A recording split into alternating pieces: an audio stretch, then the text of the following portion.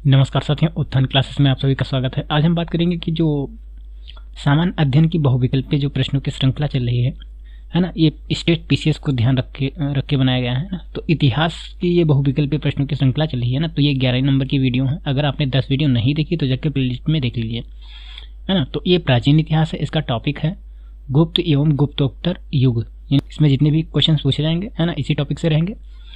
और ये अध्यायवार प्रश्नों की श्रृंखला चल रही है। आपने नहीं देखा है अगर 10 वीडियो तो जाके प्लेलिस्ट में देख लीजिए, है ना। ये टारगेट यूपी पीएससी को किया गया है ना। तो सबसे मैं अब पहले क्वेश्चन पे चलूँगा। पहला क्वेश्चन आपके स्क्रीन पे दिख रहा है। पहला क्वेश्चन है, गुप्त वंश ने डॉट डॉट करके है, मतलब इसमें फिल इन द ब्लैंक दिया गया है, अवधि में शासन किया, बताना है। विकल्प ये है 319 से 500 ईस्वी, और विकल्प बी है 319 से 324 ईस्वी, और विकल्प सी है 325 से 375 ईस्वी, और विकल्प डी है 566 से 597 ईस्वी। करेक्ट आंसर हो जाएगा इसका 319 से 500 ईस्वी, है ना। गुप्त वंशों ने 319 से लेकर के 500 ईस्वी तक शासन किया था, है ना। अब इससे संबंधित डिटेल को वीडियो को पॉज करके अच्छे से पढ़ लेना, क्योंकि समय हमारे पास बहुत कम है ना। 14 तारीख को पेपर है मई में, उसको मैं ध्यान रख करके ही वीडियो बना रहा हूँ। तो इसलिए नोट इसका जो भी डिटेल पॉइंट है मैं नहीं पढ़ूंगा, आप इसको वीडियो को पॉज करके अच्छे से पढ़ सकते हो। अगले प्रश्न पर चलेंगे। प्रश्न संख्या है आपका दूसरा है, निम्नलिखित शासकों में से किस एक ने 4 अश्वमेघों का संपादन किया था। विकल्प ये है पुष्यमित्र शुंग, और विकल्प बी है प्रवरसेन प्रथम, और विकल्प सी है समुद्रगुप्त, और विकल्प डी है चंद्रगुप्त द्वितीय। तो करेक्ट आंसर हो जाएगा इसका प्रवरसेन प्रथम, है ना। इससे संबंधित डिटेल को भी आप पढ़ सकते हो। फिर अगले प्रश्न में चलेंगे। प्रश्न संख्या 3 है, भारत का नेपोलियन किसे कहा जाता है। विकल्प ये है चंद्रगुप्त मौर्य, विकल्प बी है चंद्रगुप्त द्वितीय विक्रमादित्य, और विकल्प सी है अशोक महान, विकल्प डी है समुद्रगुप्त। तो इसका करेक्ट आंसर हो जाएगा समुद्रगुप्त। इससे संबंधित डिटेल को भी पढ़ सकते हो, है ना। फिर अगला प्रश्न है, प्रश्न संख्या 4 है, प्राचीन भारत का नेपोलियन किसे कहा जाता है। विकल्प ये है चंद्रगुप्त मौर्य, विकल्प बी है पुष्यमित्र, और विकल्प सी है कनिष्क, और विकल्प डी है समुद्रगुप्त। तो करेक्ट आंसर हो जाएगा समुद्रगुप्त, है ना। फिर अगले प्रश्न पर चलेंगे। प्रश्न संख्या 5 है, निम्नलिखित में से किस गुप्त राजा का एक अन्य नाम देवगुप्त था। विकल्प ये है समुद्रगुप्त, विकल्प बी है चंद्रगुप्त द्वितीय, और विकल्प सी है समुद्रगुप्त, और विकल्प डी है उपयुक्त में से कोई नहीं। तो करेक्ट आंसर हो जाएगा इसका चंद्रगुप्त द्वितीय, है ना। इससे संबंधित डिटेल को आप पढ़ सकते हो अच्छे से वीडियो को पॉज करके। फिर अगला प्रश्न है, प्रश्न संख्या 6वां है, प्रथम गुप्त शासक जिसने परम भागवत की उपाधि धारण की वह था। विकल्प ये है चंद्रगुप्त प्रथम, विकल्प बी है समुद्रगुप्त, विकल्प सी है चंद्रगुप्त द्वितीय, और विकल्प डी है श्रीगुप्त। तो करेक्ट आंसर हो जाएगा इसका चंद्रगुप्त द्वितीय, है ना। वीडियो को पॉज करके इसको अच्छे से पढ़ना, ये व्याख्या बहुत इंपॉर्टेंट है। फिर अगले प्रश्न पर चलेंगे। प्रश्न संख्या 7 है, परम भागवत उपाधि धारण करने वाला प्रथम गुप्त शासक था। विकल्प ये है चंद्रगुप्त प्रथम, विकल्प बी है समुद्रगुप्त, विकल्प सी है चंद्रगुप्त द्वितीय, और विकल्प डी है रामगुप्त। तो करेक्ट आंसर हो जाएगा इसका चंद्रगुप्त द्वितीय। फिर अगला प्रश्न है, प्रश्न संख्या है, इलाहाबाद स्तंभ अभिलेख निम्नलिखित में से किस एक से संबद्ध है। विकल्प ये है महापद्मनंद, विकल्प बी है चंद्रगुप्त मौर्य, विकल्प सी है अशोक, विकल्प डी है समुद्रगुप्त। तो करेक्ट आंसर हो जाएगा इसका समुद्रगुप्त, है ना। इससे संबंधित डिटेल को पढ़ लेना अच्छे से। अगले प्रश्न पर चलेंगे। प्रश्न संख्या 9 है, इलाहाबाद का अशोक स्तंभ किसके शासन के बारे में सूचना प्रदान करता है। विकल्प ये है चंद्रगुप्त मौर्य के, विकल्प बी है चंद्रगुप्त प्रथम के, विकल्प सी है चंद्रगुप्त द्वितीय के, विकल्प डी है समुद्रगुप्त के। तो करेक्ट आंसर हो जाएगा इसका समुद्रगुप्त के, है ना। तो उसके बाद में अगले प्रश्न पर चलेंगे। प्रश्न संख्या 10 है, प्रयाग प्रशस्ति किसके सैन्य अभियान के बारे में जानकारी मिलती है। विकल्प ये है चंद्रगुप्त प्रथम, विकल्प बी है समुद्रगुप्त, विकल्प सी है चंद्रगुप्त द्वितीय, विकल्प डी है कुमारगुप्त। तो करेक्ट आंसर आ जाएगा इसका समुद्रगुप्त, है ना। फिर अगले प्रश्न में चलेंगे। प्रश्न संख्या 11 है, समुद्रगुप्त के प्रयाग प्रशस्ति वाले स्तंभ पर निम्नलिखित में से किसका लेख मिलता है।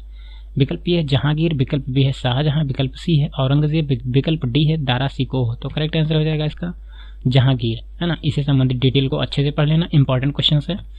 फिर अगले प्रश्न पर चलेंगे। प्रश्न संख्या 5 है, पृथ्व्या प्रथम वीर उपाधि थी। विकल्प ये है समुद्रगुप्त की, विकल्प बी है राजेंद्र प्रथम की, विकल्प सी है अमोघ वर्ष की और विकल्प डी है गौतमी पुत्र सातकर्णी की।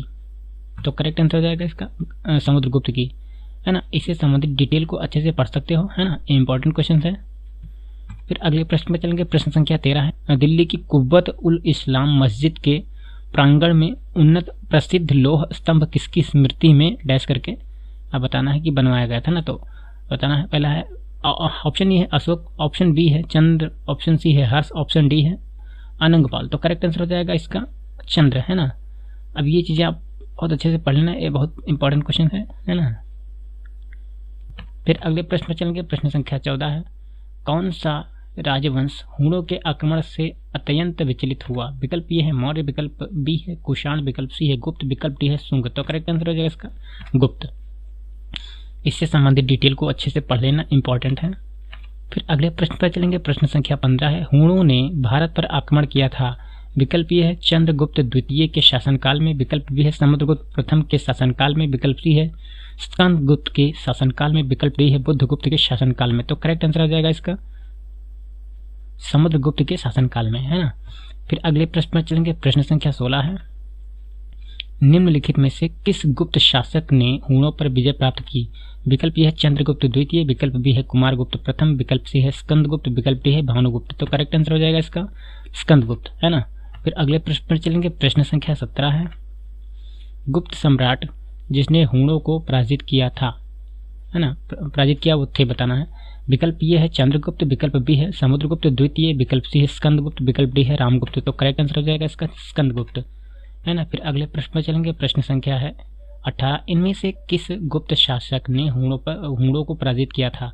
विकल्प ये है समुद्रगुप्त, विकल्प बी है चंद्रगुप्त द्वितीय, विकल्प सी है कुमारगुप्त, विकल्प डी है स्कंदगुप्त। तो करेक्ट आंसर हो जाएगा स्कंदगुप्त, है ना। फिर अगले प्रश्न पर चलेंगे। प्रश्न संख्या है 19, किस अभिलेख से ज्ञात होता है कि समुद्रगुप्त ने हूणों को पराजित किया था? विकल्प ये है भीतरी स्तंभ लेख, विकल्प बी है इलाहाबाद स्तंभ लेख, विकल्प सी है मंदसौर अभिलेख, विकल्प डी है उदयगिरी अभिलेख। तो करेक्ट आंसर हो जाएगा इसका भीतरी स्तंभ लेख, है ना। तो इससे संबंधित डिटेल को अच्छे से पढ़ लेना क्योंकि बहुत ही इंपॉर्टेंट क्वेश्चन है ना।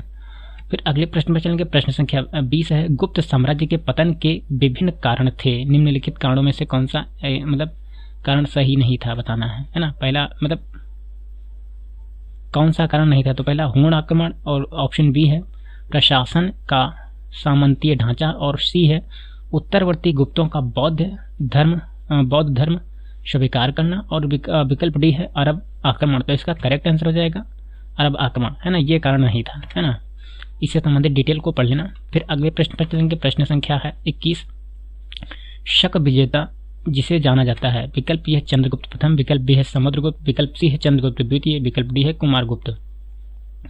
करेक्ट आंसर हो जाएगा चंद्रगुप्त द्वितीय, है ना। इससे संबंधित डिटेल को पढ़ लेना। फिर अगले प्रश्न पर चलेंगे। प्रश्न संख्या 22 है, रजत सिक्के जारी करने वाला प्रथम गुप्त शासक था। विकल्प ये है चंद्रगुप्त प्रथम, विकल्प बी है समुद्रगुप्त, विकल्प सी है चंद्रगुप्त द्वितीय, विकल्प डी है कुमारगुप्त। तो करेक्ट आंसर हो जाएगा इसका चंद्रगुप्त द्वितीय, है ना। इससे संबंधित डिटेल पढ़ लेना, इंपॉर्टेंट है।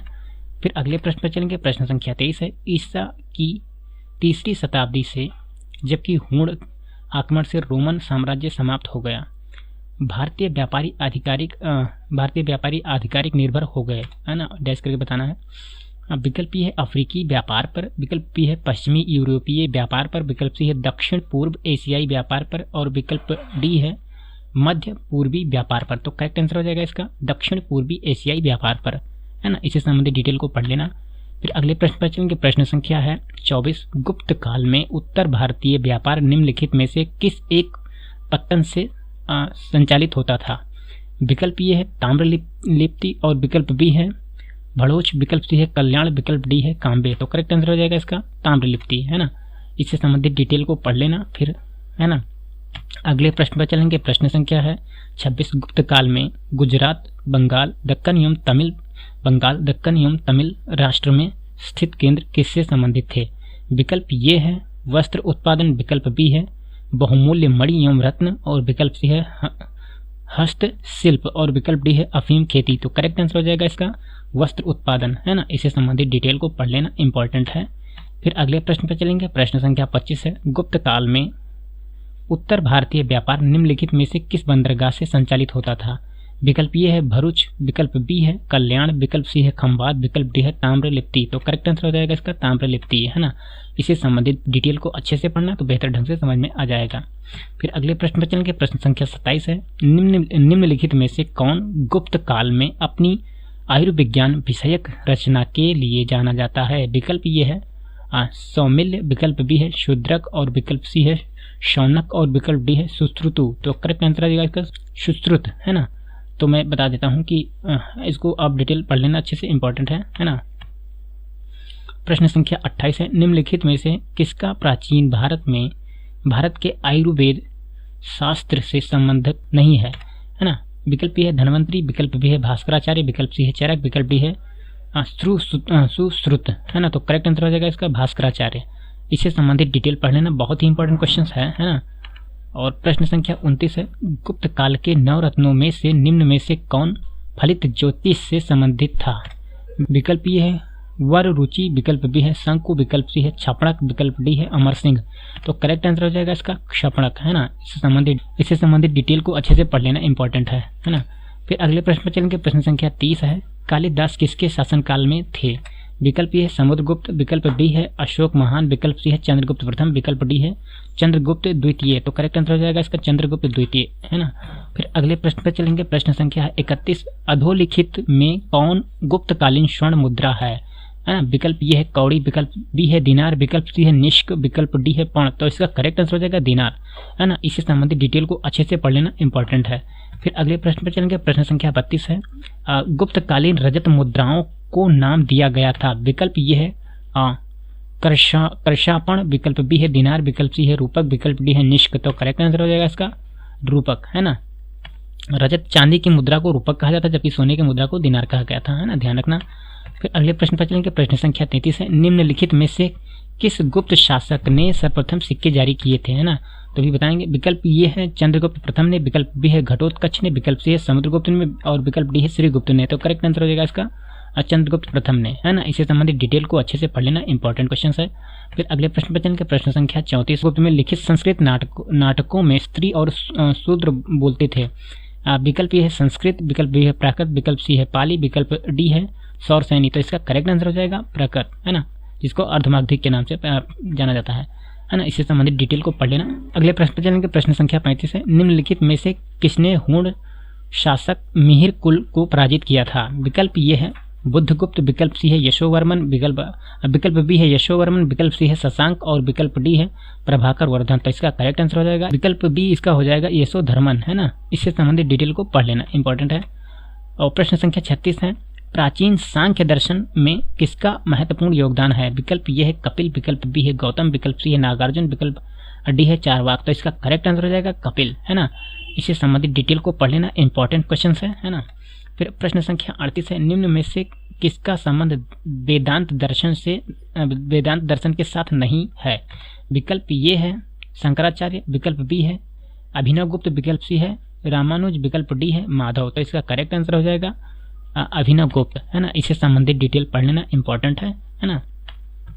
फिर अगले प्रश्न पर चलेंगे। प्रश्न संख्या 38 है, हर्ष के समय की सूचनाएं किसकी पुस्तकों में निहित है? विकल्प ये है हरिसेन और विकल्प बी है कल्हड़, विकल्प सी है कालिदास, विकल्प डी है इनमें से किसी में नहीं। तो इसका करेक्ट आंसर हो जाएगा कल्हड़, है ना। इससे संबंधित डिटेल को अच्छे से पढ़ लेना। फिर अगले प्रश्न पर चलेंगे। प्रश्न संख्या 39, वैनसांग किसके शासनकाल में भारत आया था? विकल्प ये है चंद्रगुप्त द्वितीय, विकल्प बी है सम्राट हर्ष और विकल्प सी है चंद्रगुप्त मौर्य, विकल्प डी है चंद्रगुप्त प्रथम। तो इसका करेक्ट आंसर हो जाएगा सम्राट हर्ष, है ना। इससे संबंधित डिटेल को अच्छे से पढ़ सकते हो। फिर अगला प्रश्न है, प्रश्न संख्या 40 है, कौशेय शब्द का प्रयोग किया गया है। विकल्प ये है कपास के लिए, विकल्प सी है सन के लिए, विकल्प बी है सन के लिए, विकल्प सी है रेशम के लिए, विकल्प डी है ऊन के लिए। तो इसका करेक्ट आंसर हो जाएगा रेशम के लिए, है ना। तो इससे संबंधित डिटेल को पढ़ लेना, है ना। अपना बहुमूल्य समय देने के लिए बहुत बहुत धन्यवाद। उत्थान क्लासेज के संस्थापक अंबुज की तरफ से आप सभी को सफल होने की अग्रिम शुभकामनाएं।